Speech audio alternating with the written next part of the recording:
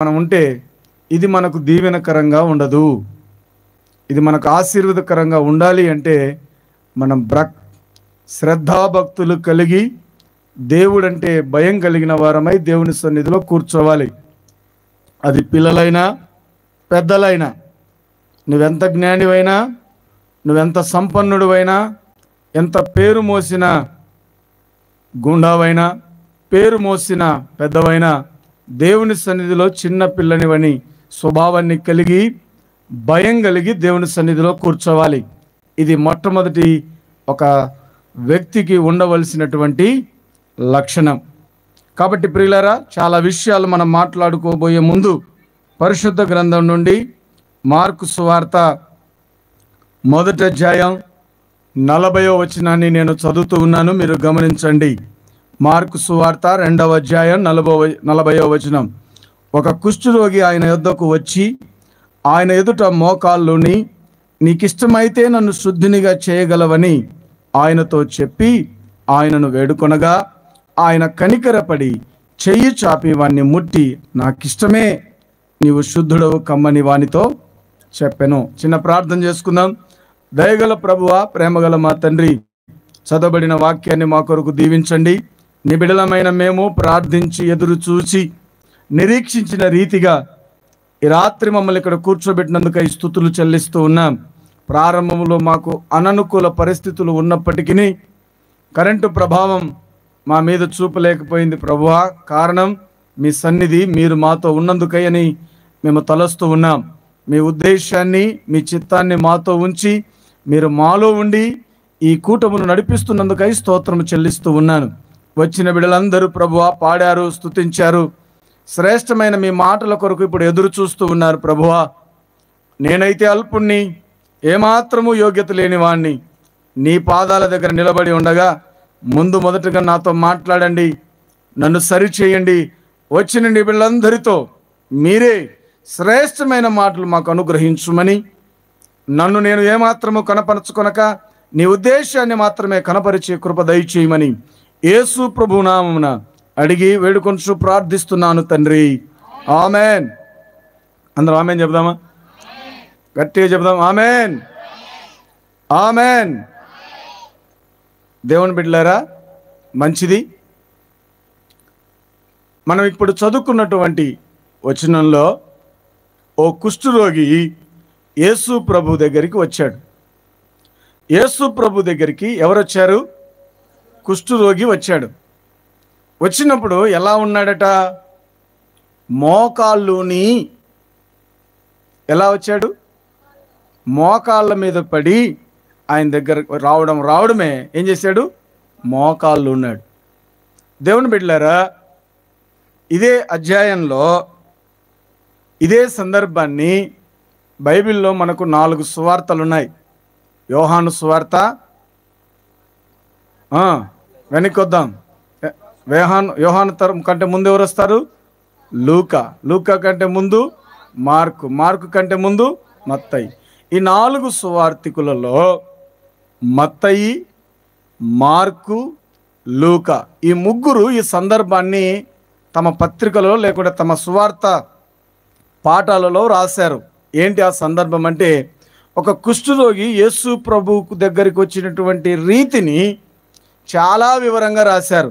ఇక్కడ మత్తయి సువార్త 8వ అధ్యాయం 1వ వచనంలో, లూకా సువార్త 5వ అధ్యాయం 12 నుంచి 16 వచనాల్లో, అలాగే మార్కు సువార్త 1వ అధ్యాయం 40వ వచనంలో ఈ సందర్భాలను గురించి రాశారు. ఎలా రాశారంటే, మార్క్ అయితే ఏమని రాశాడంటే, ఈ కుష్ఠరోగి యేసు ప్రభు దగ్గరికి వచ్చినప్పుడు మోకాళ్ళు ఉన్నాడట. కుష్ఠరోగి యేసు ప్రభు దగ్గరికి వచ్చినప్పుడు ఏం చేశాడు? మోకాళ్ళు ఉన్నాడట. అదే మత్తయి సువార్తలో ఈ కుష్ఠరోగి గురించి మత్తయి ఏమని రాశాడంటే, ఈ కుష్ఠరోగి యేసు ప్రభు దగ్గరికి వచ్చినప్పుడు మ్రొక్కాడట. ఏం చేశాడు? మ్రొక్కాడట. ఇదే సందర్భాన్ని వైద్యుడైనటువంటి లూకా ఎలా రాశాడంటే, ఆయన సాగిలపడ్డాడట. ఏం చేశాడు? ఒకరేమో మ్రొక్కాడని రాశారు, మరొకరేమో మోకాళ్ళు ఉన్నాడని రాశారు, మరొకరేమో సాగిలపడ్డాడట. ఎవరి దగ్గర? దేవుని దగ్గర. ఈ క్రమము మ్రొక్కడం, మోకాళ్ళు ఉండడం, సాగిలపడడం అనబడినటువంటి క్రమంలో ఎవరు ఏం చూశారో అదే రాశారు. మార్కు చూసినప్పుడు ఆయన ఏం చేస్తున్నాడు? మ్రొక్కుతున్నాడు. లూకా గ్రహింపు ఎలా ఉంది? సాగిలపడినట్టుగా ఉంది. మత్తయి గ్రహింపు ఎలాగుంది? మ్రొక్కినట్టుగా ఉంది. ఏది ఏమైనా ఈ కుష్ఠరోగి మూడు చేసినట్లుగా మనం చూస్తాం. మనం కూడా పాట రాసుకుంటాం కదా, సాగిలపడి మ్రొక్కెదము అని. అంటే ప్రభు దగ్గరికి మోకాళ్ళు ఉన్నాడు, మ్రొక్కాడు, ఆ తర్వాత సాగిలపడ్డాడు. ఒక కుష్ఠరోగి చక్కని పాఠాన్ని రాత్రి మనకు నేర్పిస్తున్నాడు. దేవుని ఎదుట ఎంత శ్రద్ధను, ఎంత భక్తిని, ఎంత వినయాన్ని తన జీవితంలో కనపరుస్తున్నాడో మనకు అర్థమవుతుంది. దేవుని బిడ్డలారా, మనమందరం ఎవరి దగ్గరికి వచ్చాం? నిన్ను నన్ను సృష్టించిన సర్వ సృష్టికర్తవైన యేసు ప్రభు దగ్గరికి మనం వచ్చాం. ఈ లోకాధికారుల దగ్గరికి వచ్చినప్పుడు, ఈ లోకాధికారులు మన దగ్గరికి వచ్చినప్పుడు మనం ఎంత శ్రద్ధ కలిగి, ఎంత వినయాన్ని కలిగి, ఎంత నిశ్శబ్దంగా ఉంటామో, కానీ దేవుని దగ్గర మాత్రం మనలో ఆ వినయాలు, ఆ విధేయతలు, ఆ భక్తి పారవశ్యాలు మనుషుల్లో కనబడవు. దేవుడు వచ్చినప్పుడు మనం ఎలా ఉండాలో, మనం కనీసమైన బాధ్యత, కనీసమైన విలువ మనం ఎవరికి ఇవ్వాలి అంటే సర్వ సృష్టికర్తవైన యేసు ప్రభువుకి మనం విలువ ఇవ్వాలి. ఎందుకు? ఎక్కడ ఇద్దరు ముగ్గురు కూడి నా నామమున ప్రార్థిస్తారో వారి మధ్య నేను ఉంటానన్నాడు. మనకంటే ముందుగా మనందరి మధ్యలో ఎవరున్నారు? యేసు ప్రభు ఉన్నాడా లేదా చెప్పండి? ఉన్నాడు. ఆయన ఉన్నాడు అంటే మనం ఏం చేయాలి? మరి ఉన్నట్లు ఎవరు చూస్తున్నారు? ఎవరు చూడగలరు యేసు ప్రభు ఇక్కడ ఉన్నారని? మనలో చాలామంది అన్నాం మాటను పట్టుకొని, ప్రభు మన మధ్యలో ఉన్నాడు అంటున్నాం. ఉన్నట్టుగా నువ్వు గ్రహిస్తున్నావా? ఉన్నట్టుగా నువ్వు ఫీల్ అవుతున్నావా? ఉన్నట్టుగా నువ్వు ప్రవర్తిస్తున్నావా? ఆలోచన చెయ్యండి. ఆయన ఉన్నాడు కానీ మనకేం చేయలేదు, కనబడలేదు. ఇప్పుడు నేను ఒక వ్యక్తిని ఈ ఊర్లో నేను ఒకరిని కలవాలనుకున్న మనిషిని నేను పేరు చెప్తాను, డైరెక్ట్గా నా కళ్ళకు కనపడతాడా? నేను వెతికితే కనబడతాడా? వెతికితే కనబడతాడు. ఇప్పుడు ప్రభు మన మధ్యలో ఉన్నాడు, మరి ఆ ప్రభుని ఎలా కనుగొనగలవు నువ్వు? ఏ మారుపాటుగా ఉంటే మనం కనుక్కోలేము. దేవుని వాక్యం ఏం చెబుతుందో చూద్దాం. చూడండి, ఇర్మియా గ్రంథం 29వ అధ్యాయం, ఇర్మియా గ్రంథం 29వ అధ్యాయం 13వ వచనం 14వ వచనాన్ని మనం త్వరగా చదువుదాం. మీరు నన్ను వెతికిన ఎడల, పూర్ణ మనసుతో నన్ను గూర్చి విచారణ చేసిన ఎడల మీరు నన్ను కనుగొందురు. నన్ను గూర్చి వెతికిన ఎడల, నన్ను గూర్చి విచారణ చేసిన ఎడల మీరు నన్ను కనుక్కుంటారు. నన్ను నేనే మీకు కనబరుచుకుంటాను. దేవుని బిడ్డలారా, ఈ రాత్రి మీరు గమనించండి. మీరు ఆయన్ని గనక వెతికితే, మీరు ఆయన గురించి గనక విచారణ చేస్తే ఖచ్చితంగా ప్రభు అట తన్ను తాను మీకు కనబరుచుకుంటాడు. ఈ రాత్రి ప్రభు మిమ్మల్ని కనపరచాలని, ప్రభు తన్ను తాను మీకు అగబడాలని దేవుని ఉద్దేశం. అందుకే ఆయన మాట చెప్పాడు, ప్రయాసపడి భారం మోసుకొనుచున్న సమస్త జనులారా నా యొద్దకు రండి, నేను మీకు విశ్రాంతిని. అంటే తన్ను తాను కనపరుచుకోవడానికి ఆయన ప్రయత్నం చేస్తున్నాడు. తన ఉనికిని నీకు నాకు అగపరచటానికి, తను ఉన్నానని రుజువు చేయడానికి ఆయన ఇక్కడికి వచ్చాడు. ఇంత మీటింగు, ఇంత కారణం ఎందుకు జరుగుతుందో తెలుసా? దేవుని యొక్క ఉనికిని నువ్వు గ్రహించటానికి. దేవుడు ఇక్కడ ఉన్నాడని, ఆయన సజీవుడని, ఆయన మన మధ్యలో ఉన్నాడన్న సంగతిని నువ్వు గ్రహించటానికి ఆయన సిద్ధంగా ఉన్నాడు. అయితే నీవు నేను ఆయన ఉనికిని ఎలా కనుక్కొనగలం? ఆయన ప్రసన్నతని ఎలా చూడగలం? ఆయన ఇచ్చే విశ్రాంతిని ఎలా పొందగలం? ఆయన తాకిడిని, ఆయన మహిమను మనం ఎలా చూడగలం? అంటే ఆయన్ను మనం జాగ్రత్తగా ఏం చేయాలి? వెదకాలంటే కుష్ఠరోగి చక్కని ఉదాహరణను చూపిస్తున్నాడు. ఏం చేశాడు ఆయన? మోకాళ్ళు ఉన్నాడు, మ్రొక్కాడు, ఆ తర్వాత సాగిలపడ్డాడు. ఎవరి మీద సాగిలపడ్డాడు? దేవుని మీద సాగిలపడ్డామంటే శరణం నీవే, నీ దగ్గరికి మేము వచ్చాం, ఇక్కడే ఉన్నావు నీవు. నేను ఈ సమస్యతో వచ్చాను, ఈ బాధతో వచ్చాను, ఈ వేదనతో నేను వచ్చాను, ఈ కుష్ఠతో నేను వచ్చాను, ఇంకా నీవు తప్ప వేరొక మార్గం నాకు లేదు అని శరణం అంటూ మోకాళ్ళుని ఆయన మీద పడ్డాడు.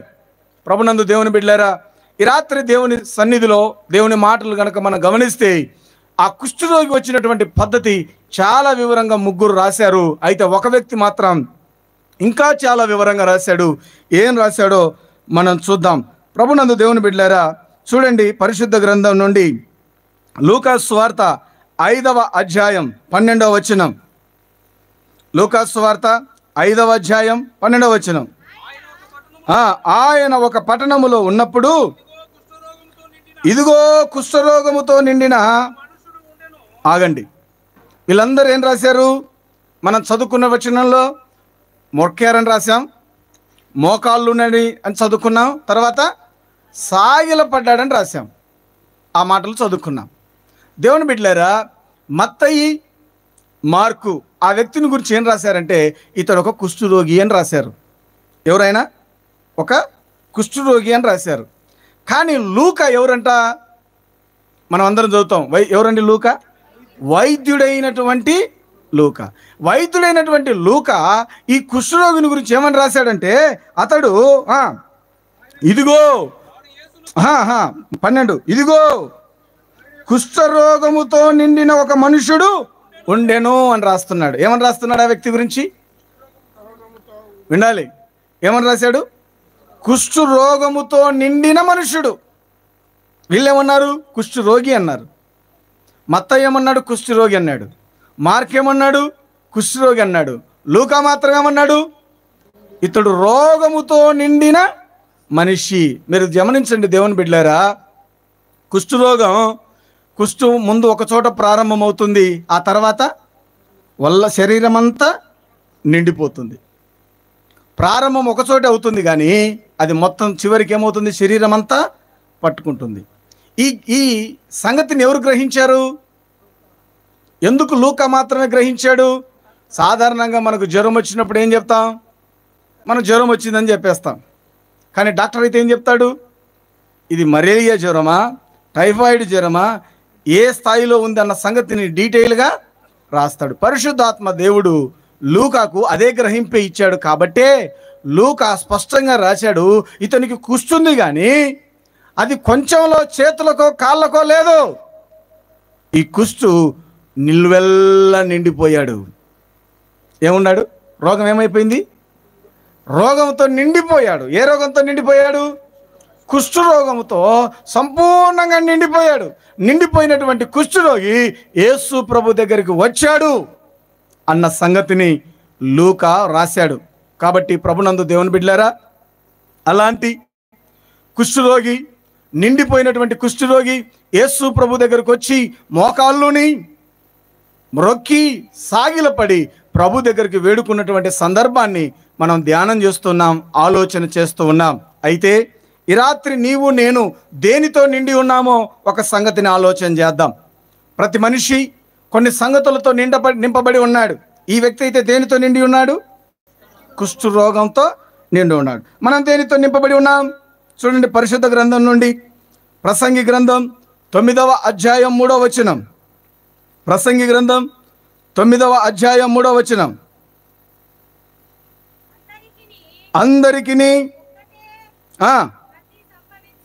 అందరికిని ఒక్కటే గతి సంభవించును. సూర్యుని కింద జరుగు వాటన్నిటిలో ఇది బహు దుఃఖకరము. అందరికీ ఒక్కటే సంభవించును. అది ఎట్లాంటిదంట? బహు దుఃఖకరం. ఏంటిది?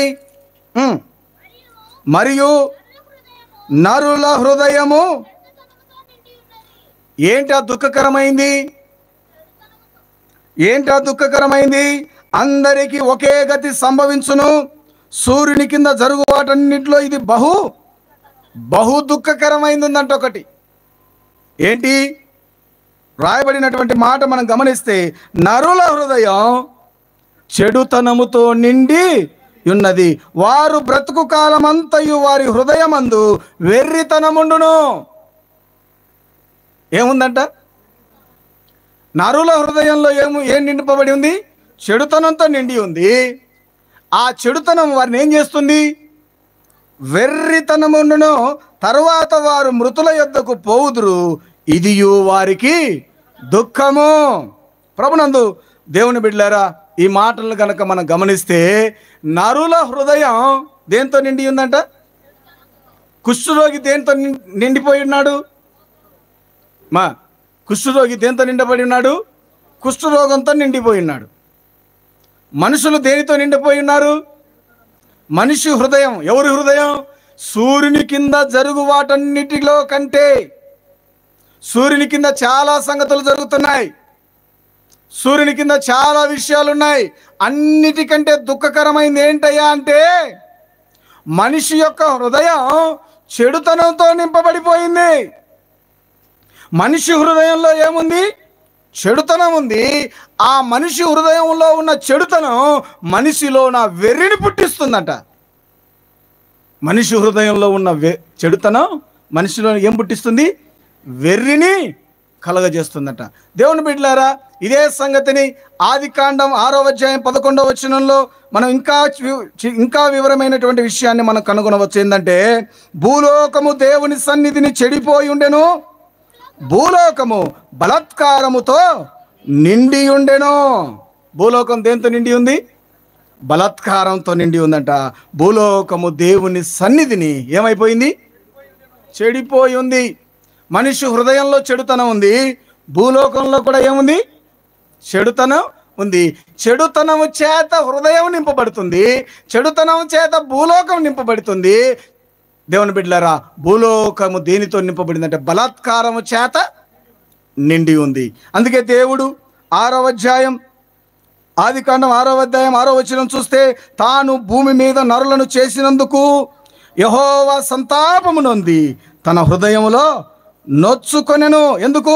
6:5 నరుల చెడుతనము భూమి మీద గొప్పదనియు, వారి హృదయం యొక్క తలంపులలోని ఊహ ఎంతయు ఎల్లప్పుడూ కేవలము చెడ్డదనియు యెహోవా చూచి నరులను కలుగజేసినందుకు ఎంతో సంతాపపడ్డాడట. ఈ ప్రపంచంలో ఉన్న అతి ప్రమాదకరమైంది, ఈ ప్రపంచంలో ఉన్న అతి భయంకరమైనది, ఈ ప్రపంచంలో అందరికీ దుఃఖాన్ని మిగిలిచ్చేది ఏంటయ్యా అంటే నరుని హృదయంలో ఉన్న చెడుతనం. అందుకే భక్తుడైనటువంటి ఇర్మియా ఈ హృదయాన్ని గురించి రాశాడు. ఏమంటే, హృదయము అన్నిటికంటే మోసకరమైంది, అది ఘోరమైన వ్యాధి గలది. కుష్ఠరోగి కుష్ఠు శరీరాన్ని పట్టుకుంది, కానీ మనిషికి కనబడని ఒక కుష్ఠు ఉంది, మనిషికి కనబడని ఒక వ్యాధి ఉంది. అది ఎక్కడుంది? హృదయంలో ఉంది. ఎక్కడుందంట? హృదయంలో ఉందంట. అది ఎప్పుడు ప్రారంభమైంది? ఆదికాండం 8వ అధ్యాయం 23వ వచనాన్ని 21వ వచనాన్ని కనుక మనం గమనిస్తే, అప్పుడు యెహోవా ఇంపైన సువాసన ఆగ్రహించి, ఇక మీదట నరులను బట్టి భూమిని శపించను. ఎందుకనగా నరుల హృదయాలోచన వారి బాల్యమునే. ఏమంట? హృదయంలో ఉన్న ఆలోచనలు, తలంపులు ఏమయ్యాయంట? బాల్యం నుంచే. చిన్న పిల్లలకి ఏం తెలుసు అనుకుంటుంటాం మనం.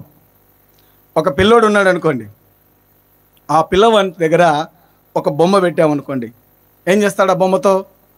పొద్దున్న నుంచి సాయంత్రం వరకు అదే బొమ్మతో, కారు బొమ్మతో ఏం చేస్తాడు? బాగా ఆడుతూనే ఉంటాడు. అందులో ఏ తేడా మనకు కనిపెడదు. ఆకలేస్తే తింటాడు, తిన్న తర్వాత మరలా పడుకుంటాడు, లేకుంటే అదే బొమ్మతో ఆడుకుంటాడు. అయితే దేవుని బిడ్డలారా, ఇద్దరు పిల్లల్ని తీసుకొని వచ్చి ఇద్దరు పిల్లల మధ్య ఒకే బొమ్మను పెట్టామనుకోండి, ఏం చేస్తాడు? ముందు ఒకటి తీసుకుంటాడు, ఆడుకుంటూ ఉంటాడు. రెండో వాడు ఏం చేస్తాడు? కావాలంటాడా, లాక్కుంటాడా? ఒక పిల్లోని దగ్గర ముందు ఉన్నవాడు ఏం చేస్తాడు? ముందు బొమ్మను తీసుకొని ఆడుకుంటాడు. రెండో వాడు ఏం చేస్తాడు? అడుగుతాడు, అరే నేను ఆడుకుంటా అంటాడా? ఏం చేస్తాడు? చిన్న పిల్లడు లాక్కొని వీడు ఆడుకుంటాడు. వీడు లాక్కొని ఆడుకుంటే వాడు ఊరుకుంటాడా? ఏం చేస్తాడు? షంపకేసి కొడతాడా కొట్టాడా? వాడు కొట్టాక ఈడు ఊరుకుంటాడా? ఈడేం చేస్తాడు? అన్న అంటున్నాడు, ఈడు కొరుకుతాడు అంటున్నాడు. ఎవని బలాన్ని వాడు ప్రయోగించడానికి ప్రయత్నం చేస్తాడు. దేని కొరకు? వీడు ఎదుటి వాడిని కొట్టడానికి గల కారణం ఏంటి? బొమ్మ తనది కావాలని. వాడు వాడిని కొట్టడానికి కారణం ఏంటి? వానికి అదే బొమ్మ కావాలని. కానీ ఇద్దరిది కాదది. కానీ దాని మీద అజమాయిషి కోసం వారు ఏం చేస్తారు, ఒకరినొకరు కొట్టుకుంటున్నారు. చిన్న పిల్లలే, ఏమీ తెలియని వారే, కానీ బొమ్మ కోసం ఏం చేస్తారు, కొట్టుకుంటున్నారా లేదా? దేవుని బిడ్డలారా, టైమ్స్ నౌ అనేటువంటి ఒక పెద్ద కంపెనీ సర్వేలు చేస్తూ ఉంటుంది. అది ఎలక్షన్ సర్వే చేస్తూ ఉంటుంది, ఎవరు గెలుస్తారా ఎవరు ఓడిపోతారని సర్వేలు చేస్తూ ఉంటుంది. ఇట్లాంటి సర్వేనే 2000 సంవత్సరంలో బెంగళూరులో ఒక సర్వే చేశారు. ఏంటంటే మనిషి హృదయం ఎలా ఉంటుంది అని పేదవారి మనసు ఎలా ఉంటుంది, ధనికుల మనసు ఎలా ఉంటుంది, ఉద్యోగస్తుల మనసు ఎలా ఉంటుందని వాళ్ళు ఏం చేస్తున్నారంటే సర్వే చేశారు. ఆ సర్వేలో ఒకరోజు బెంగళూరులోకి వెళ్ళి మంచి మంచి బంగ్లాలు, అఫీషియల్గా ఉండే ఆఫీసర్స్ యొక్క కాలనీని వారు ఎన్నుకొని అక్కడక్కడ సీసీ కెమెరాలు పెట్టుకొని, ఇది ఇప్పుడు మనకు తెలుస్తుంది సెల్ ఫోన్లలో, అది ఆ కాలంలోనే వాళ్ళు కనుక్కోవడం కోసం ఏం చేశారంటే ఒక పర్సులో ఒక 4-500 నోట్లు బయటికి కనబడేటట్లు పెట్టి ఏం చేశారు, ఆ పర్సును రోడ్డు మీద పడేసి దూరం నుంచి చూస్తున్నారు. ఆఫీసర్స్ దిగుతున్నారు, నీట్గా టై వేసుకున్నారు, టక్ వేసుకున్నారు, క్యారెల్ లంచ్ బాక్స్ చేత పట్టుకున్నారు, కారుకి చేత పట్టుకుని నడుచుకుంటూ వస్తున్నారు. ఏం చూస్తున్నారు, పర్సు చూశారు, పర్సు చూసి చేతికి అందుకున్నారు, ఓపెన్ చేశారు, డబ్బులున్నాయి, డబ్బు తీసుకున్నారు, జోలో పెట్టుకున్నారు, అటు ఇటు చూసి పర్సు పడేసి వెళ్ళిపోయారు. వచ్చినటువంటి 100 మందిలో, వచ్చినటువంటి 10 మందిలో, లేకుంటే చేసిన సర్వేలో 99% ఏం చేశారు, పర్సులో ఉన్న డబ్బు తీసుకొని పర్సును ఎవరిల్లు, ఆఫీసర్స్. బుద్ధి మారిందా? ఆఫీసర్స్ బుద్ధి ఎట్లుంది? మంచి బుద్ధేనా? ఆ పర్సు ఎవరిది, దాంట్లో కార్డు ఏమన్నా ఉందా, విజిటింగ్ కార్డు ఏమన్నా ఉందా, ఏటీఎం కార్డు, ఇది ఎవరు చూడలే. డబ్బు కనపడింది, వాళ్ళకి కావాల్సిన డబ్బు తీసుకున్నారు, వాళ్ళకి అవసరం లేని పర్సన్ అన్నే పడేసి అటు ఇటు చూసి వెళ్ళిపోయారు.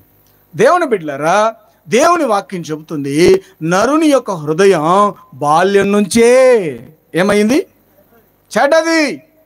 అందుకే ఈ ప్రపంచంలో ప్రమాదకరమైంది ఏందయ్యా అంటే నరుని హృదయం. ఎందుకు? హృదయం అందులో చెడుతనం నిండి ఉంది, హృదయంలో చెడుతనం నిండి ఉంది. ఆ చెడుతనం నిండి ఉండడం వల్ల ఆ వ్యక్తి భయంకరమైనటువంటి వ్యాధిని కలిగి ఉన్నట్టు. ఏ వ్యాధి అంటే చెడుతనం అనేటువంటి వ్యాధి. ఆ వ్యాధి తనకు దుఃఖాన్ని మిగులుస్తుందంట. ఆ వ్యాధి అతని నరకానికి ఇడ్చుకొని వెళ్తుందన్న సంగతులు దేవుని వాక్యంలో వ్రాయబడ్డాయి. ప్రభునందు దేవుని బిడ్డలారా, మనందరికీ తెలిసినటువంటి ఒక సందర్భాన్ని నేను మీకు వివరిస్తూ ఉన్నాను. ఏంటి ఆ సందర్భం అంటే, మనందరికీ తెలుసు, దావీదు ఆ రాజ్యానికి, ఇశ్రాయేలు ప్రజలకు ఎవరైనా మహారాజు. ఆయనకి ఎంతమంది భార్యలు ఉన్నారు? ఆల్రెడీ 4 భార్యలు ఉన్నారు, ఉపపత్నులు ఉన్నారు. రాజులు వసంతకాలంలో యుద్ధానికి పోయే సమయంలో ఆయన ఏం చేస్తున్నాడు? ఇంట్లో ఉండి నిద్రపోతున్నాడు. నిద్రపోయి లేచి గోడ మీద నడుచుకుంటూ వెళ్తూ ఉన్నప్పుడు ఒక సైనికుని భార్య ఏం చేస్తుంది? స్నానం చేస్తుంది. స్నానం చేస్తున్నప్పుడు ఈయన ఏం చేశాడు? ఆమెను చూచి ఆమెను గురించి విచారణ చేసి ఇంటికి పిలిపించుకొని ఆమెతో ఏం చేశాడు? పాపం చేశాడు. పాపం చేసి ఆ పాపం ఎవరికి తెలియకుండా ఉండడానికి ఏం చేశాడు? ఆ చేసిన పాపం కొద్ది రోజులకు 3 నెలలకు ఏమైంది? బయటపడి ఆ ఉరియా భార్య అయినటువంటి బెత్షెబ సమాధానం చెప్పింది, అయ్యా మనిద్దరం చేసిన తప్పుకి కడుపులో బిడ్డ పెరుగుతూ ఉన్నాడు అని వచ్చినటువంటి సమాధానం విన్నటువంటి దావీదు పరిగెత్తుకుంటూ వెళ్ళి యుద్ధంలో పనిచేస్తున్నటువంటి సైనికుడిని పిలిపించుకొని వచ్చాడు. అంటే భర్త ఎక్కడున్నాడు? యుద్ధంలో ఉన్నాడు. ఇంటి దగ్గర ఉన్నటువంటి భార్య ఏమైంది? ప్రెగ్నెంట్ అయింది. ఇప్పుడు ఆ సంగతి బయటపడితే తప్పు ఎవరి మీద పడుతుంది? దావీదు మీద పడుతుంది. ఇప్పుడు దావీదు మీద ఆ తప్పు పడకుండా ఉండడం కోసం తనేం చేశాడు? హుటాహుటిన యుద్ధంలో పనిచేస్తున్నటువంటి సైనికుడిని ఇంటికి పిలిపించి వానికి భోజనం పెట్టి, బాబు నువ్వు త్వరగా ఇంటికి వెళ్ళిపో, ఇంటికి వెళ్ళి నీ భార్యతో సంతోషంగా ఉండు అని చెప్పాడు. ఆ సైనికుడు అన్నాడు, ఇదేందయ్యా, రాజ్యంలో ఉన్న సైనికులు యుద్ధం చేస్తుంటే నేను ఇంటికి వెళ్ళి నా భార్యతో సుఖించానా? నాకు వద్దన్నాడు. నేను చెప్తున్నాను కదా, సెలవు వెళ్ళిపో అన్నాడు. ఎందుకు సెలవిచ్చాడు? ఏ కారణం చేత సెలవిచ్చాడు? ప్రేమతో సెలవిచ్చాడా? ఊరికే సెలవిచ్చాడా? తన పాపాన్ని కప్పుకోవడానికి తన కింద పనిచేసే వాని భార్యతో పాపం చేసి ఆ నేరము తన మీద వేసేదానికి తను ఏం చేశాడు? ఇంటికి పంపించాడు. ఆ సైనికుడు తెలివైన వాడు, దేవుని యందు భయభక్తులు కలిగిన వాడు కాబట్టి, లేకుంటే రాజ్య నియమాన్ని ఎరిగినవాడు కాబట్టి ఇంటికి వెళ్ళకుండా మానుకున్నాడు. దేవుని బిడ్డలారా, వీడి రాత్రి ఇంటికి వెళ్ళలేదని రెండో రోజు సంగతి అర్థమైపోయి ఆ వ్యక్తికి ఏం చేశారు? బాగా మద్యము తాపాడు. బాగా మద్యం తాపాడు. తాగి ఇంటికి పంపిద్దాం, ఈ రాత్రి ఎట్లా ఒకట్లో వాడు ఇంటికి పోయి పండుకుంటే తెల్లారిన తర్వాత ఏమైపోతుంది? తప్పు క్లోజ్ అవుతుంది అనుకున్నాడు. రాత్రి బాగా తాగాడు. తెల్లారేసరికి కూడా తాగి అన్నే పడుకున్నాడు, కానీ ఇంటికి పోలే. రాజు ఎంతో ప్రయత్నం చేశాడు, ఎలాగైనా సరే ఈ పాపాన్ని కప్పేద్దామని. దేవుని బిడ్డలారా, ఆ సంగతి కూడా రాజు చేత కాలేదు. ఇంకా ఆయనకు మిగిలింది ఒకటే, ఇన్ని చంపేయడం, తర్వాత ఆని భార్యను తన భార్యగా చేసుకోవడం. అదే చేశాడు. తన చేతిలోనే మరణపు వార్త రాసి, ఇదిగో ఈ లెటర్ తీసుకొని వెళ్ళి నీ అధికారికి ఇచ్చేయమని చెప్పాడు. ఆ లెటర్ ఏం రాశాడంటే, ఇదిగో ఎవడైతే లెటర్ తీసుకొని వస్తున్నాడో వాడిని చంపించేసేయి, బాగా మోపుగా యుద్ధం జరిగే స్థలంలో వీడిని పెట్టేయి, వీడు చచ్చిపోవాలి అని లెటర్ రాస్తే, రాజు ఇచ్చిన లెటర్ చేత పట్టుకొని పరిగెత్తుకుంటూ యుద్ధంలోకి వెళ్ళాడు. ఆ వ్యక్తికి తెలీదు. ఆ లెటర్ తీసుకొని పోయి ఇస్తే తాను చచ్చిపోతానన్న సంగతి ఆ వ్యక్తికి తెలియకుండానే ఆ లెటర్ తీసుకొని వెళ్ళి ఆ అధికారి చేతిలో పెడితే ఆడు చదువుకున్నాడు, నవ్వుకున్నాడు, తీసుకొని వెళ్ళి మోపుగా యుద్ధం జరిగే స్థానంలో ఆ వ్యక్తిని పెట్టాడు. వెంటనే ఆ బలంగా యుద్ధం జరిగే స్థానంలో ఈ వ్యక్తిని ఏం చేశారు? కొడితే ఏటుకు చచ్చిపోయాడు. చచ్చిపోవడంలో ఆ వ్యక్తి చచ్చిపోవడమే కాదు, ఇశ్రాయేలు ప్రజలు కూడా చాలామంది చచ్చిపోయారు. ఆ ఓటమిని రాజుకు చెబితే ఈయన మీద ఆయన కోప్పడతాడని ముందు ఏ సమాచారం చెప్పమన్నాడు? ముందు నువ్వు పంపించు, నుండి చంపామని చెప్పనరా, ఆ తర్వాత రెండవ సమాచారం చెప్పమన్నాడు. అప్పుడు మొదటి సమాచారం చెప్పినప్పుడు దేవుని బిడ్డలారా, రాజు అక్కడి నుంచి ఎలాగోకలాగా ఆ వ్యక్తి తను చేసిన పాపాన్ని కప్పెట్టడం కోసం ఎన్ని ప్రయత్నాలు చేసి చివరికి ఆ వ్యక్తిని, ఒక వ్యక్తికి మరణానికి ఏమయ్యాడు? కారకుడయ్యి ప్రశాంతంగా ఇంట్లో ఉన్నాడు. ఇంట్లో ఉన్న సందర్భంలో ఒక ప్రవక్త ఆ ఊరికి వచ్చి వాక్యం చెబుతూ ఉన్నాడు. ఎవరికి వాక్యం చెప్తున్నాడు? దావీదుకే వాక్యం చెప్తున్నాడు. దావీదు, నేను ఒక కథ చెప్తాను విను అన్నాడు. చెప్పయ్యా అని వింటా ఉన్నాడు కూర్చొని. ఇదిగో ఒకనికి 100 గొర్రెలు ఉన్నాయి, వాడి ఇంటి పక్కనే ఒకే ఒక గొర్రె పిల్ల కలిగిన వాడు ఉన్నాడు. ఒకనికేమో గొర్రెల మంద ఉంది, మరొకనికేమో ఒకే ఒక గొర్రె పిల్ల ఉంది. అయితే గొర్రెల మంద ఉన్న వాని ఇంటికి ఒక బంధువు వచ్చాడు. బంధువు వచ్చినప్పుడు వాడు తన మందలో ఉన్న గొర్రె పిల్లను వధించకుండా ఒకే ఒక గొర్రె పిల్ల ఉన్న వాని ఇంటికి వెళ్ళి ఆ గొర్రె పిల్లను తీసుకొని వచ్చి వధించి తాను వచ్చినటువంటి గెస్ట్కి లేకుంటే అతిథికి విందు చేశాడు అని చెప్పాడు. ఆ మాట చెప్పగానే దావీదుకి ఏమొచ్చింది? కోపం వచ్చి, ఆ మనుషుడు నిశ్చయముగా మరణానికి పాత్రుడు, ఒక్క గొర్రెకు 4 గొర్రెలు ఇవ్వాలి అని రౌద్రుడై కోపం వచ్చి ప్రవక్తతో చెప్తుంటే ప్రవక్త అన్నాడు, ఎవరో కదయ్యా మనుష్యుడు, ఆ మనుష్యుడవు నీవే. ప్రభునందు దేవుని బిడ్డలారా, ఎందుకు ఈ మాటలు నేను మాట్లాడుతున్నానంటే, రాజు దేవుడు అన్నాడు, రాజా నీకు కావాలంటే ఇంకా నేను ఇచ్చేవాడిని. అదే మాట చెప్పాడు దేవుడు ఆ బైబిల్లో. ఆ మాట, నీకు కావాలి అంటే ఇంకా ఇద్దరిని ఇచ్చేవాడిని, ఇంకా భార్యలను ఇచ్చేవాడిని. కానీ నువ్వేం చేసావో తెలుసా? ఒక్కడే, వానికి ఉన్నది ఒకే భార్య. నీ చిన్నవాణిని, ఒక సైనికుడు నీ దగ్గర పనిచేసేవాడు అంటే ఎవరు? నీవు వానికి తండ్రి లాంటి వాడివి. సైనికునికి నువ్వు ఎలాంటి వాడివి? తండ్రి లాంటి వాడివి. తండ్రి లాంటి వాడివి అయ్యుండి కూడా తండ్రి బాధ్యతను నెరవేర్చకుండా వాని భార్యను మోహించావే అని నువ్వైతే ఒకని భార్యను ఎవరికి తెలియకుండా చేశావు, కానీ నీ భార్యలు అందరూ చూస్తున్నా కానీ అదే తప్పు చేస్తారనే శాపాన్ని ఎవరు పొందుకున్నారు? దావీదు. దావీదు ఎలాంటి వాడు? ఇశ్రాయేలు ప్రజలకు మహారాజు. మహారాజే, కానీ హృదయంలో ఏ ఆలోచన పుట్టింది? ఎట్లాంటి ఆలోచన పుట్టింది? మొన్న పేపర్లు వచ్చింది, నిన్ననో మొన్ననో. ఓ వ్యక్తికి కటింగ్ షాప్ చేసుకునేవాడట. కటింగ్ షాప్ చేసుకునేటువంటి ఈ వ్యక్తి ఇద్దరు పిల్లలు కన్నాడు. ఇద్దరు పిల్లలు కానీ భార్య, ఆ ఇద్దరు పిల్లలు తాను సంతోషంగా ఉంటూ కటింగ్ షాప్ చేసుకొని కుటుంబాన్ని పోషించుకుంటున్నాడు. పోషించుకునే ఈ క్రమంలో ఆ వ్యక్తికి కొద్ది రోజులకి మరో వ్యక్తితో పరిచయం అయింది. ఇంకా తనకు ఎప్పుడైతే కొత్త వ్యక్తి తనకు పరిచయం అయిందో ఉన్న కుటుంబం ఈయనకేమైంది? భారమైంది. కొత్త వ్యక్తి తనకు పరిచయం అయినప్పుడు ఉన్న కుటుంబం భారమైంది. తను భారం అవుతున్న సంగతిని గ్రహిస్తూ ఎలాగైనా సరే ఈ కుటుంబాన్ని వదిలించుకోవాలని, ఎలా వదిలించుకోవాలా అని ఆలోచన చేస్తున్నాడు. చంపినా బయటపడతాం, కొట్టినా బయటపడతాం, ఎట్లా ఆలోచన చేయాలని ఆలోచన చేస్తే నీళ్ళల్లో విషయం కలిపాడట. ఏం చేశాడు? నీళ్ళల్లో విషం కలిపి ఆ విషపు నీళ్ళు ఎవరికిచ్చాడు? భార్యకి, 3-4 సంవత్సరాల పిల్లలకి ఇచ్చారు. సంగతి ఏంటంటే వాళ్ళు ఇచ్చి తాగిన తర్వాత ఈయనకి భయం వేసింది. వాళ్ళు తాగారు, పిల్లలు తాగట్నే ఆ మత్తులో పడిపోయారు, భార్య కూడా పడిపోయింది. అప్పటికప్పుడు ఈయనకి అర్థమైపోయింది, అయ్యో నేనెక్కడ బయటపడతానని. వీడు కూడా తాగాడు. వీళ్ళు గగ్గోలు పెడుతుంటే చుట్టుపక్కల ఉన్న వాళ్ళు పరిగెత్తుకుంటూ వచ్చి వాళ్ళని హాస్పిటల్కి తీసుకుపోతుంటే చిన్న పిల్లలు విషం తాగి దారిలోనే చచ్చిపోయారు. భార్య హాస్పిటల్కి వెళ్ళిన తర్వాత కొట్టుమిట్టాడుతూ చచ్చిపోయింది.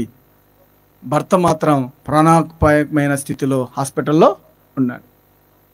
ఏం సెడ్ అయిపోయింది ఈయనకి? అన్నీ బాగున్నాయి, మంచి కుటుంబం, 2 పిల్లలు, చేతి నిండా సంపాదన. కానీ ఏం చెడిపోయింది? హృదయం చెడిపోయింది. హృదయం చెడిపోయినప్పుడు చెడిపోయినటువంటి ఆ స్థితి తన కుటుంబాన్ని ఎక్కడ తీసుకొని వెళ్ళింది? నాశనానికి తీసుకొని వెళ్ళింది. ప్రభునందు దేవుని బిడ్డలారా, ఈ రాత్రి దేవుని మాటలు వింటున్న వారులారా గమనించండి. ఈ ప్రపంచంలో అత్యంత ప్రమాదకరమైనటువంటి వ్యాధి, జబ్బు ఎక్కడుందంటే మనిషి హృదయంలోనే ఉంది. అది చిన్న అని తేడా లేదు, పెద్ద అని తేడా లేదు. అది వృద్ధాప్యం అని లేదు, చిన్న వయసు అనేవారు కూడా లేదు. ఈ వైద్య కాలంలో, ఇప్పుడున్నటువంటి కాలంలో ప్రేమ పెళ్ళిళ్ళు ఎక్కువైపోయాయి. 10-12 సంవత్సరాలు రాగానే వివాహాలు చేసుకోవడానికి మనుషులు ఎగురులాడుతూ ఉన్నారు. దేని కొరకు? తమ హృదయం చెడిన స్థితిని బట్టి వారు వివాహాల కోసం, ప్రేమల కోసం ఎదురు చూస్తూ ఉన్నారు. మరొక సంగతి ఏంటంటే దేవుని బిడ్డలారా, ఇప్పుడు పెళ్లి కాని వారు లేచిపోయారంటే గొప్ప వార్త ఉండేది మన గ్రామాల్లో. ఎవరైనా సినిమాల్లో మాత్రం అలాంటివి చూసేవాళ్ళం. ఎవరైనా వెళ్ళిపోయి లేచిపోయి పెళ్లి చేసుకున్నారంటే అది ఒక వారం రోజులు ఏముండేది? వార్తగా ఉండేది. అది మనకు ఎంతో విచిత్రంగా కనపడేది. ఇప్పుడేం వార్తలు వస్తున్నాయి? పెళ్ళైన వారే లేచిపోతున్నారు. ఏమవుతున్నాయి? కొత్త వార్తలు. ఎట్లాంటి వార్తలు అంటే అక్కడ వానికి పెళ్ళి ఉంటుంది, ఇక్కడ ఈమెకు పెళ్ళి ఉంటుంది. ఇంకా దరిద్రం ఏంటంటే వారికి పిల్లలు కూడా ఉంటారు. అయినా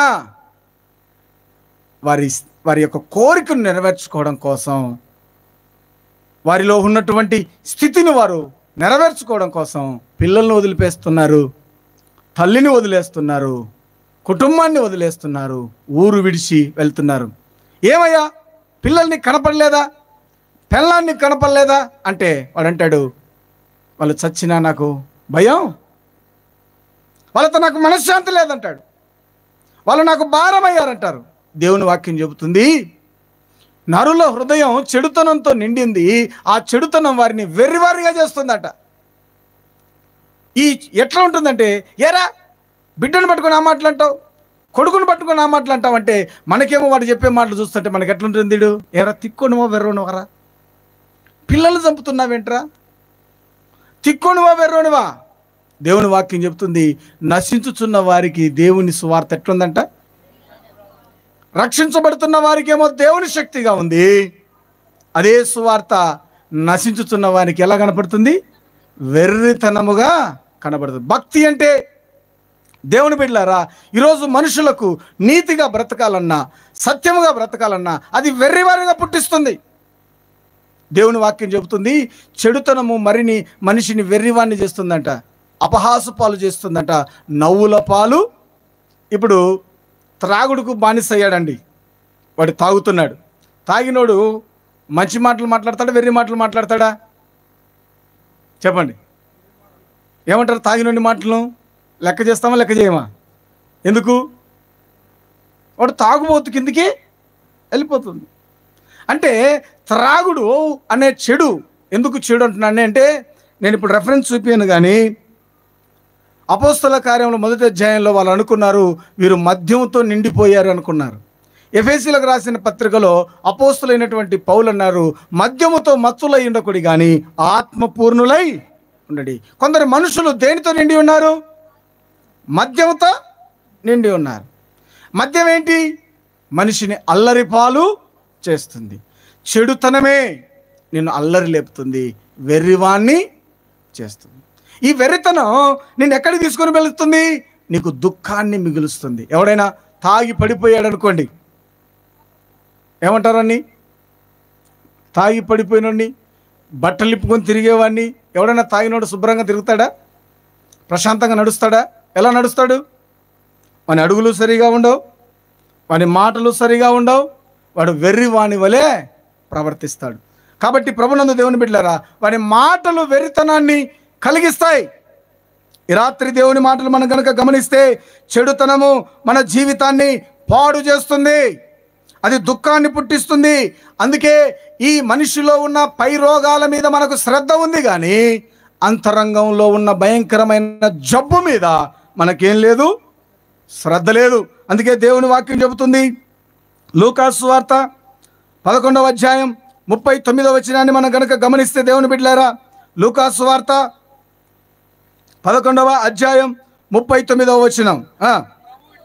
అందుకు ప్రభు ఇట్లా, నేను పరిసయ్యులైన మీరు గిన్నెయు పల్లెమును వెలుపల శుద్ధి చేయుదురు గాని మీ అంతరంగము దోపుతోను చెడుతనముతోను నిండి ఉన్నది. అంతరంగం ఎలా నిండి ఉందంట? దోపిడితోను చెడుతనముతోను నిండి ఉంది. మనుషులు పైన గిన్నె వెలుపల శుద్ధి చేసుకుంటున్నారు, కానీ ఏం శుద్ధి చేసుకోవడం లేదు? అంతరంగాన్ని శుద్ధి చేసుకోవడం లేదు.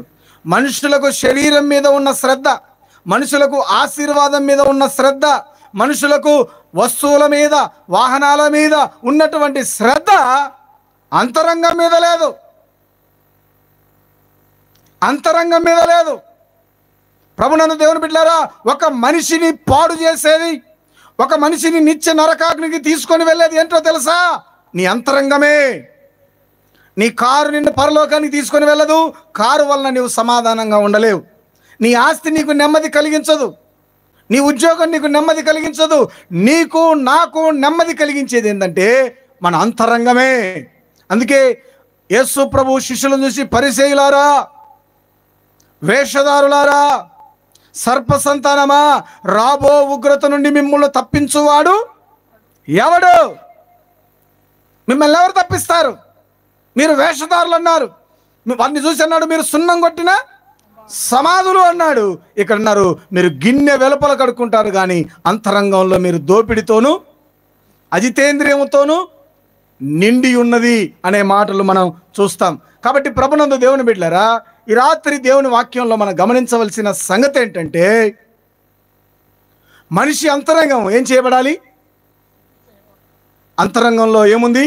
ఘోరమైన వ్యాధి ఉంది. అది వ్యాధి మనిషిని ఎక్కడికి తీసుకొని వెళ్తుంది? పరిశీలన అన్నారు, మీరు నిత్య నరకాగ్నికి వెళ్తున్నారు, మిమ్మల్ని నరకం నుండి తప్పించేవాడు ఎవడు? ప్రసంగి సొలొమోను అన్నాడు, ఇదిగో మీ హృదయం, మనుషుల హృదయం చెడుతనంతో నిండి ఉంది. వారు ఎక్కడికి వెళ్తారు? దుఃఖంలోకి, మృతుల లోకంలోనికి వెళ్తున్నారు. ఈ రాత్రి దేవుని బిడ్డలారా, మనం గమనిస్తే మన హృదయం దేనితో నిండి ఉంది ఆలోచన చేయండి. మన అంతరంగం దేనితో నింపబడి ఉంది? శరీర సంబంధమైన రోగాలు ఉన్నాయి, అవి వస్తాయి పోతాయి. కానీ ఆత్మకు ఒక రోగం ఉంది, అది భయంకరమైంది. అది మనల్ని ఏం చేస్తుంది? నిత్య నరకాగ్నికి తీసుకెళ్తుంది. అందుకే దేవుడు అన్నాడు, ఇదిగో ఆత్మను దేహాన్ని చంపు వారికి భయపడద్దు, ఆత్మతో పాటు దేహాన్ని చంపేవానికి భయపడండి. ప్రభునందు దేవుని బిడ్డలారా, మనమందరం గమనించవలసిన మాట ఏంటంటే, మనిషి యొక్క శరీరంలో 3 భాగాలు ఉన్నాయి. ఒకటి శరీరము, ప్రాణము, ఆత్మ. ఏమున్నాయి? శరీరము, ప్రాణము, ఆత్మ. ఎప్పుడైతే ప్రాణము శరీరాన్ని విడుస్తుందో ఏమవుతుంది? శరీరం మరణిస్తుంది, శరీరం మట్టికి చేరుతుంది. కానీ ప్రాణం విడిచిన తర్వాత ఆత్మ ఎక్కడికి వెళ్తుంది? దేవుని దగ్గరికి వెళ్తుంది. శరీరానికి మరణం ఉంది కానీ ఆత్మకు మరణం లేదు. ఎందుకు ఆత్మకు మరణం లేదు? నిన్ను నన్ను సృష్టించిన వాడు ఆత్మస్వరూపి. ఆయన ఎవరు? ఆత్మస్వరూపి. ఆయన ఆత్మస్వరూపి కనుక ఆయన పోలికలో నిన్ను నన్ను కలుగజేసుకున్నాడు. కాబట్టి మనకేం లేదు? ఆయనకు మరణం లేనట్టే మన ఆత్మకు కూడా మరణం లేదు. కాబట్టి శరీరంతో జరిగించబడినటువంటి క్రియలకి మనం ఒక దినాన ఏం చెప్పాలి? లెక్క అప్పగించాలి. ఈ రాత్రి ప్రభునందు దేవుని బిడ్డలారా, మనం చదువుకున్నటువంటి ఈ లేఖనాల్లో నుంచి నీవు నేను ఒక సంగతిని గ్రహించాలి. కుష్టి వ్యాధి కలిగిన వ్యక్తి యేసు ప్రభు దగ్గరికి ఏం పోగొట్టుకోవాలని వచ్చాడు? కుష్ఠరోగాన్ని పోగొట్టుకోవాలని వచ్చాడు. మరి భూలోకంలో మనుషులుగా పిలువబడిన మనం, మనుషులుగా ఉన్న మనం ఏ రోగాన్ని పోగొట్టుకోవడానికి ప్రభు దగ్గరికి రావాలి? ఏ రోగం ఉంది మనిషికి? మనకున్నటువంటి రోగం ఏంటి చెప్పండి? చెడుతనము అనబడేటువంటి రోగం ఎక్కడుంది? అది హృదయంలో ఉంది. ఈ రాత్రి మనకు ఆ రోగం నుంచి విడుదల కావాలి. మనం మొట్టమొదట విడుదల పొందాల్సినటువంటి రోగం ఏంటంటే మనిషిలో ఉన్న చెడుతనం. అది భయంకరమైంది. శరీరానికి పట్టిన రోగం కాసేపే ఉంటుంది, శరీరం ఉన్నంత మట్టుకే ఉంటుంది. కానీ ఆత్మకు పట్టిన రోగం, హృదయానికి పట్టిన రోగం అది ఇప్పుడు ఉంటుంది, చచ్చిన తర్వాత కూడా ఉంటుంది. ఈ రాత్రి దేవుని బిడ్డలారా, మనం ఇక్కడి నుంచి వెళ్ళే లోపల ఏ రోగం నుంచి విడుదల పొందాలంటే కుష్ఠరోగి యేసు ప్రభు దగ్గరికి వచ్చి మోకాళ్ళలోని ఆయన దగ్గర, ప్రభువా నీకు ఇష్టమైతే నీవు నన్ను శుద్ధినిగా చేయమన్నాడు. ఈ రాత్రి దేవుని బిడ్డలారా, మనం ఏం చేయాలి? శుద్ధినిగా చేయబడి వెళ్ళాలి. అందుకే పరిశుద్ధ గ్రంథం చెబుతుంది, చూడండి మనం ఎలా శుద్ధులం కావగలమో. హెబ్రీయులకు రాసిన పత్రిక 9వ అధ్యాయం 14వ వచనాన్ని మనం చదువుకుందాం. నిత్యుడగు ఆత్మ ద్వారా తన్ను తాను దేవునికి నిర్దోషిగా క్రీస్తు యొక్క రక్తం నిర్జీవ క్రియలను విడిచి జీవము గల దేవుని సేవించుటకు, జీవము గల దేవుని సేవించుటకు మీ మనస్సాక్షిని ఎంతో ఎక్కువగా శుద్ధి చేయును. అంటే యేసు ప్రభు యొక్క రక్తం నీ నా మనస్సాక్షిని ఏం చేస్తుందంట? అంటే చెడిపోయినటువంటి హృదయాన్ని యేసు ప్రభు రక్తం ఏం చేస్తుందంట? శుద్ధి చేస్తుందట. దేవుని బిడ్డలారా, దేవుని దగ్గర భక్తి అంటే, యేసు ప్రభు దగ్గర భక్తి ఏంటంటే ఉపవాసాలు ఉండడం కాదు. యేసు ప్రభు దగ్గర భక్తి అంటే ప్రార్థనకు రావడం కాదు. యేసు ప్రభు దగ్గర భక్తి అంటే పాటలు పాడడం కాదు. యేసు ప్రభు దగ్గర భక్తి వాక్యం చెప్పడం కాదు. యేసు ప్రభు దగ్గర భక్తి అంటే చెడుతనాన్ని అసహించుకోవడమే. యెహోవా యందు భయభక్తులు కలిగిన వాడు చెడుతనాన్ని ఏం చేస్తాడు? అసహించుకుంటాడు. అది భక్తి అంటే. ప్రభుని నమ్ముకోవడం అంటే ప్రభు దగ్గరికి రావడం ఎంత ముఖ్యమో, చెడుతనాన్ని అసహించుకోవడం అంతకంటే ప్రాముఖ్యమైంది. చెడ్డది అనబడిన దాన్ని, పాపము అనబడిన దాన్ని, నేరము అనబడిన దాన్ని నీవు నేను ఏం చేయాలి? అసహించుకోవాలి. అవి అక్రమ సంబంధాలైనా దుర్వ్యాపారాలైనా. అందుకే యేసు ప్రభు మారు మనసు పొందండి, మారు మనసు పొందండి, మారు మనసు పొందండి అంటే ప్రజలకు అర్థం కాలేదు. ఇదేంటయ్యా మేము ఎప్పుడో మారు మనసు పొందాం, మేము అబ్రహాముకు పిల్లలం అయిపోయాం, ఇంకా మేమేంటి పొందేది కొత్తగా మారు మనసు అని యోహాన్ దగ్గరికి వచ్చి, అయ్యా అసలు మారు మనసు అంటే ఏంటి, మేము ఏం చేయాలి అని యోహాన్ దగ్గరికి వచ్చి అడిగారు. అప్పుడు యోహాను లూకాసు సువార్త 3వ అధ్యాయం, లూకాసు సువార్త 3వ అధ్యాయం దేవుని బిడ్డలారా 8వ వచనం, మారు మనస్సుకు తగిన ఫలములు ఫలించుడి, అబ్రహాము మాకు తండ్రిని మీలో మీరు అనుకొన మొదలు పెట్టుకొనవద్దు, దేవుడి రాళ్ల వలన అబ్రహామునకు పిల్లలు పుట్టింపగలరని మీతో చెప్పుచున్నాను. ఇప్పుడే గొడ్డలి చెట్ల వేరున ఉంచబడి ఉన్నది గనక మంచి ఫలము ఫలించని ప్రతి చెట్టును నరకబడి అగ్నిలో వేయబడునని చెప్పాను. అందుకు జనులు అలాగైతే మేమేమి చేయవలనని అతన్ని అడగగా అతడు అన్నాడు, 2 అంగీలు గలవాడు ఏమీ లేని వానికి ఇయ్యవలెను, ఆహారము గలవాడు అలాగే. మీటింగ్ పెట్టి పాస్టర్